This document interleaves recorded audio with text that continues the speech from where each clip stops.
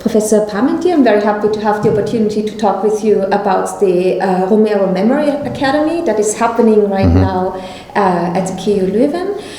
Could I perhaps ask first to introduce yourself a little? We know who are you, what do you teach at KU Leuven, and then what is your interest in Romero?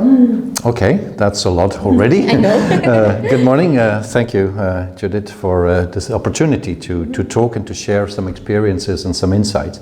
My name is Stephan Parmentier. I'm a lawyer and a sociologist by training, and over the last 20 years been focused a lot on human rights issues from a socio-legal and a criminological perspective. And in particular, our team here at KU Leuven is addressing serious violations of human rights. Some of them also qualify as international crimes.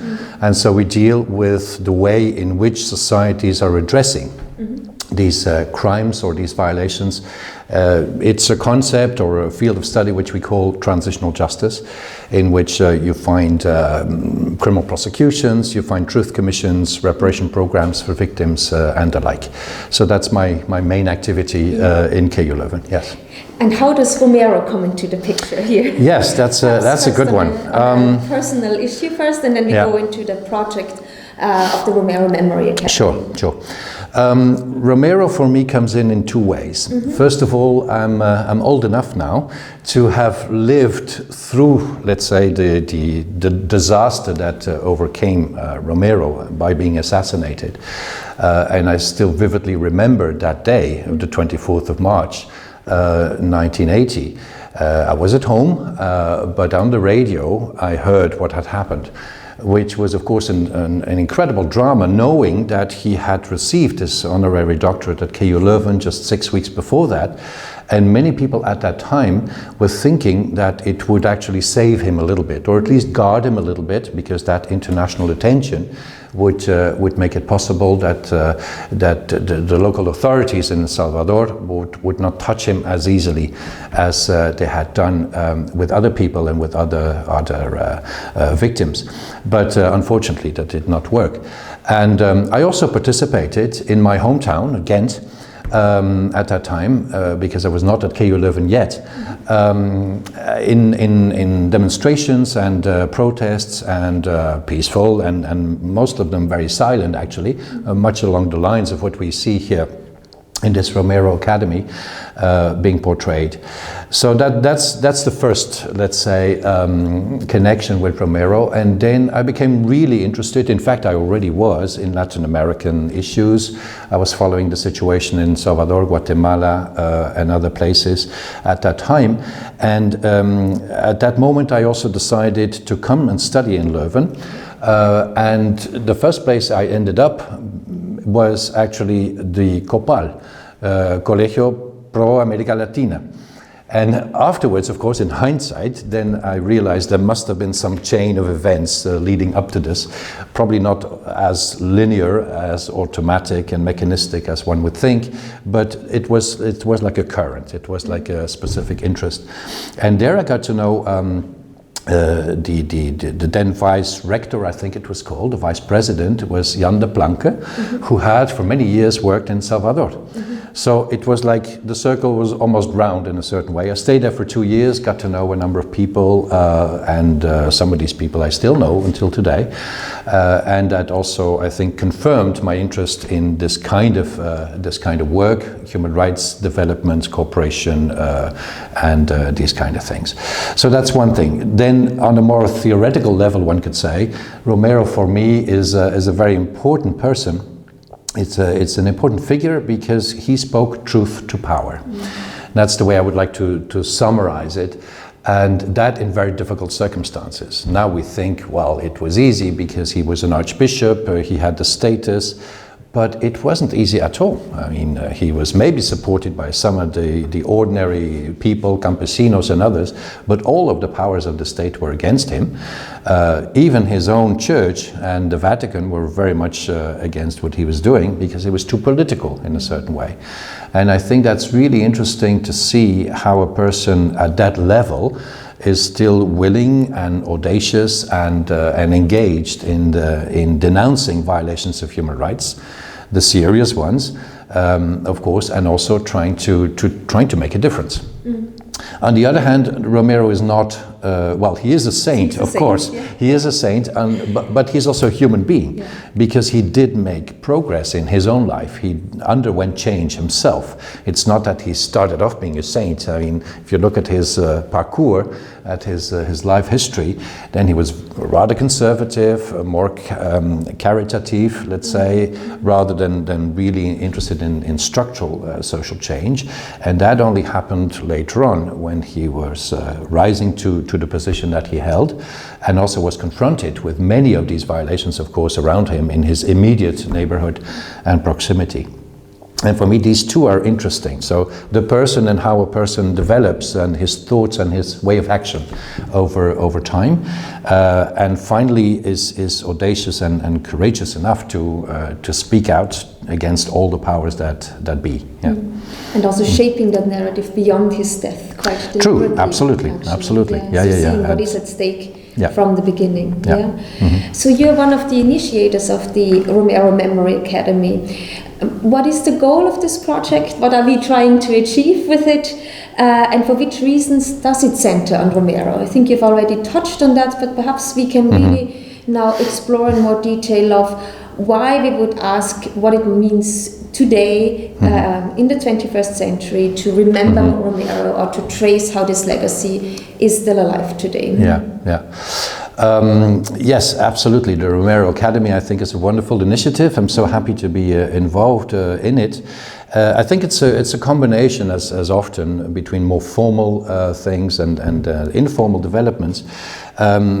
Soon as it was known that Romero would become canonized in Rome, then there was in certain circles here at KU Leuven a certain movement, because this, of course, was a person who many of us knew well, not personally, of course, but as a figure, and also represented that idea of liberation in all its various components, not only in theological ways, but also in ways of social justice. And although he was not a lawyer, obviously it had legal ramifications, what he was planning to do or intending to do.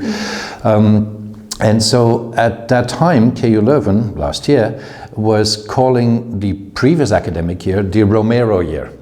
Now, some of us were starting to talk about that. What does it mean to have a Romero year? In which way could it be interesting for KU Leuven and for the various aspects that we are engaged in, and research and teaching and outreach as well? And through a very informal conversation with Veerle Drouwlands, who's also here and who is taking care of today's Sociology Day, let's say, we came across the idea that there's actually a lot of information still available in Flanders about the solidarity movement of the 1980s, but none of that had actually been systematized and brought together and collected in a decent way, let alone being accessible for researchers and for other people. And so we started to think, well, maybe we should do something, And so indeed tried to find some other colleagues interested in this idea, which finally led to this small steering group, which finally introduced and submitted this small proposal to the Council for Development Cooperation at KU Leuven, and got the funding to organize this academy. So on the one hand, it's a way to revive, I would say, the legacy which has always been there, but maybe a bit hidden, and maybe a bit going down or downhill over the years, or let's say with ups and downs at least. It's a way to center around the person, not only the personal life of Romero, but of course the values that he was standing for, and knowing that this is an interesting focus for KU Leuven made us aware that there's a good opportunity this year to do it and not wait too long. On the other hand, of course, it's also about the message of Romero and his significance for today. As we discussed already several times, it's about actualizing, or let's say topicalizing, what he has been preaching in terms of social justice and social change, the choice for the poor or the vulnerable people in this world, and I think all faculties and all disciplines can learn from that. Maybe not exactly in the way that he was thinking of it in his home Salvador, but in other sections of our realities. I mean, we receive a lot of refugees indeed, or lots of other vulnerable people in this society. So how do we deal with that? And how does law or sociology or theology or history focus on these histories and on these issues? I would hope to think that through this academy we can create a momentum, not only for bringing people together during this 1 week, but actually trying to go beyond that and trying to insert step by step in our various components of our academic task issues and values that Romero was standing for. For example, in our teaching, I would definitely use some of the insights of this week in my teaching in the second semester, which deals with political crimes and serious violations of human rights. It's an elective master course which I teach at the Faculty of Law. But also in research, in fact, if need be, because most of our research is exactly in this area, whether it's Guatemala or Colombia or Argentina, where I spent some time in the spring of this year, or in many countries of Africa, it's always the same issues that do come back. So for us it would be less new, but maybe for other colleagues it could be an eye-opener, and to see how they could link it in their courses and their research interests with this particular figure, this particular person. Thank you very much for this very broad approach of what actually led to the organization of the Romero Academy, but also to see what is actually at stake already when we remember Romero, and also I think hinting in certain ways at the difficulties of doing that. For me as a theologian, I found it actually particularly interesting in these interdisciplinary conversations we are having during this week with theology and law, history and sociology, to really rethink actually what sainthood might mean. What does it mean for the church to canonize somebody who really stands for something which is definitely a political message, while considering that a theological message? So what does it mean to canonize Romero? How does it also challenge us perhaps to rethink sainthood along new terms? What does it mean perhaps also to rethink sainthood, to not just zoom in on an idolized version of Romero, but to perhaps focus on what you have slightly hinted at when you talked about the conversion of Romero, to use a theological term. Can we perhaps talk about these ambiguities in his life as well, and capitalize on them, theologically speaking, rather than just glossing over them? So as a theologian, my research is definitely stimulated at that. You talked about teaching already, how it will influence your teaching. I know in your research you have been, and you mentioned this already, focusing a lot on developing models for truth and reconciliation commissions. Is that perhaps something where Romero might be in the background, or where El Salvador might be in the background? Or could you perhaps speak to how more broadly how your research ties into these memorization processes, perhaps? Yes, of course. I think, as I suggested, much of our research in our team at the Leuven Institute of Criminology, which is part of the Faculty of Law, is geared towards these serious violations of human rights. And we're particularly interested from a victim's point of view. What happens to victims? How do they become victims? What does victimization mean? How to overcome victimization? How to repair the harm that has been inflicted upon them? But of course, it's always also interesting and very important to try to think of prevention, because without the act of committing the crime, there would not be a victim or a victimization. So I think we also try to understand how perpetrators or offenders come to perpetrate their acts. So that double focus, let's say, on victims and perpetrators is specific for our work, particularly in this politically very sensitive context.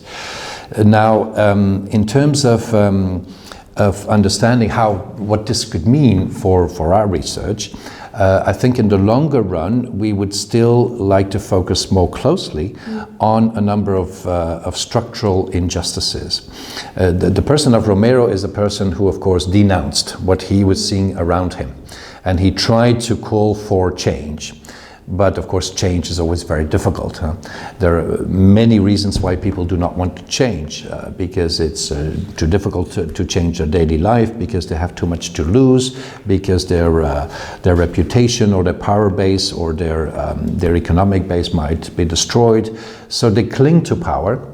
And it's usually not only one person or a small group, but a whole system that is imbued with these power dynamics and the power logics.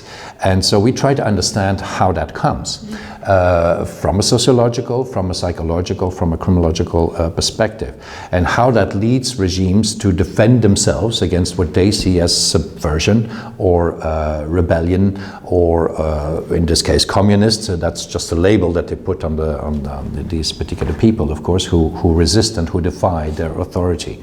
So that's one thing. The second is that we try to understand what can be done in order to deal with crimes of the past. Criminal prosecutions obviously is one of the possibilities, theoretically speaking, but in the case of Salvador, basically nothing has happened. So that's also why in Salvador a Truth Commission finally came into being, with the brokerage of the international community, in particular the United Nations. And tomorrow we will focus on that informe, on that report, which was produced, a very interesting report, I think. One of the first, well, if you let on the side Argentina, which was the very first, but still in the late 1980s and 90s, this was one of the first reports. And it actually pinpoints at the structural injustices that have been there in the country of Salvador, and also suggests a number of changes, like redistribution of land, opening up of economic resources for many people, even a tax system, how it can be transformed in order to levy taxes in an appropriate way, and also to benefit wider sectors in society and not only the elites. So I think from this perspective, you could start thinking about the ramifications for other sections of law. Tax law, obviously, corporate law, economic law, international law, obviously, criminal law. I think it really opens up, and from my particular point of view, I see lots of things that could happen if we focus on understanding a conflict and the root causes of a conflict. Salvador is different in that case from Guatemala, for example. Guatemala, you have a very strong indigenous component, with an own cosmovision, with an own view and worldview, and that again plays a very important role in the resistance movement. Salvador, I think, was more about the campesinos, the land workers, let's say, and the dispossessed, who worked on the large fincas, the large estates. But nevertheless, I mean, the structures of oppression are often very different, but in a certain way they are very similar, because the mechanisms of oppression are very similar. And to understand that from a social science perspective, and to try to deal with it from a legal perspective is, I think, a great challenge. I've always tried in the work that we do to be on that bridge between different worlds and different disciplines, between law and social sciences, and now, of course, with the other colleagues in this Romero Academy. I'm really very much intrigued in what we can learn, as you say, from theology, from historical perspectives and others. So I hope this will not be the end. In fact, it would be a shame if this would be the end, given the efforts made to come to this point, but that it can actually be inspiring, not only for ourselves and for those who were here this week, but also beyond that, and try to open up new opportunities and new visibilities of using the legacy. In that sense, I'm particularly interested in the legacy of Romero, maybe even more than in the person of Romero. Yes. The legacy of Romero, at the personal, of course, but also the institutional level. Very interesting. And perhaps as a final question, you already hinted towards kind of the institutional level of how legacies like Romero's live on. You've mentioned that Romero plays an important role also in the history of KU Leuven. How could we envision that legacy playing a role within the mission of a huge institution like Romero, like the KU Leuven as well? Has the team develop visions for that already? And what are your visions? Okay. This is a big institution indeed, and not only here in Leuven, but also in other campuses in Flanders, of course. Plus the network facility that KU Leuven actually offers in the international field. As you know, I'm also involved in the Council for Development Cooperation at this university, and if I look every day at the numbers of relationships we have with so many other parts of the world, it's really impressive. So I see it as concentric circles. Let's say to start in the town of Leuven, let's say, then to go wider and wider until you reach the furthermost removed areas in the world, let's say, but also intellectually speaking. Romero, of course, was a priest, but as you rightly said, it's not only about theology, it's about all these other disciplines that play a role. So what could be done to make this more visible? Many things. I see the possibility that the leadership of this university would embrace the legacy of Romero, and from a leadership position, which is really important for the rest of the organization, really try to make this visible. Maybe through various ways. We could think of Romero Remembrance Day in March, for example. Of course, the Romero year was here, but not every year can be a Romero year, I understand, so that will come to an end at one point. There is already the Romero House, which seems to me a bit underutilized, because in fact, apart from the name, not much is happening that is referring to this person. There's the Romero Room in the Faculty of Theology, which I like very much, but when I try to look where's the reference to Romero, there's a faraway picture. Hidden? Tucked, yes, absolutely hidden. So then I wonder why. I mean, why could we not make it more visible? Not only to put the person in the center, but to put the legacy in the center, and to try to show to the external world and even to our internal colleagues and collaborators what this person has meant. So that's definitely something for leadership issues to be taken forward, and I'm very happy and willing to play my role, my limited role in that section. Then more from, how shall I say, from a generalized point of view, I'm very much convinced that we should do more to embrace the issues in our research and our teaching that Romero was highlighting. As we said, the structural injustices, for example, and what that means for a society and what that means for victims, of course.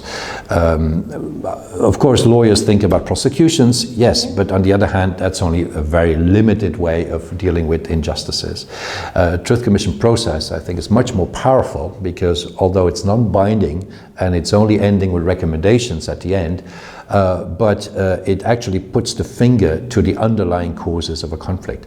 And conflict prevention, in other words, is much more important than having to address these horrendous types of violations later on through a handful of prosecutions, which will only have an effect usually on the perpetrators prosecuted, but not really on society at large. So transforming societies is extremely difficult, as we know every day in our own lives, in our own activities. Think of climate change. It's so urgent on the one hand. Everyone is telling us, the researchers and academics are, but on the other hand, there's so much inertia and there's so many interests. Vested interests that are not willing to give up the position of political, economic, cultural power. So even in those areas, it's so difficult. So it is not easy in other areas as well. But I see a lot of potential for different disciplines, and maybe one of the things we should do after this week comes to an end is try to envision a plan. a plan for change, let's say, social change in our own organization.